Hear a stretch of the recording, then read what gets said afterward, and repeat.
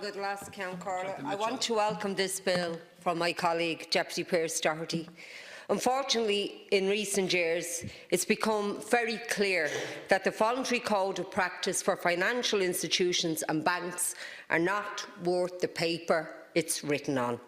Permanent TSB, for example, has signed up to the Central Bank's Code of Practice, which says a mortgage on a home cannot be transferred without the written consent of the borrower.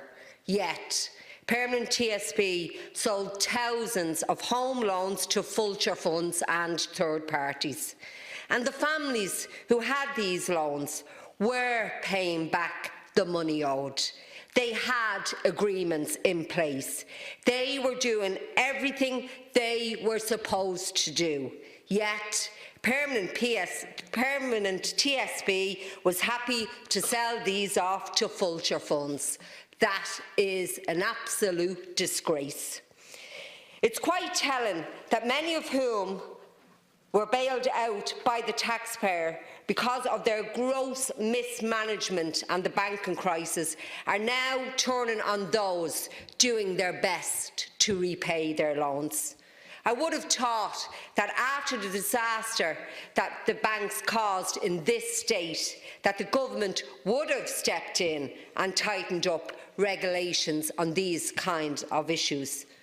Minister, you cannot stand by as banks throw its customers to vulture funds.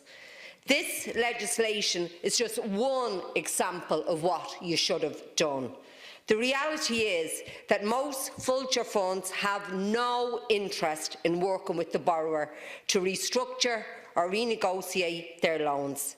They want to get their hands on the home to resell it for profit. This bill makes sense. It just reinforces what the Central Bank already outlines as the correct way to deal with loans.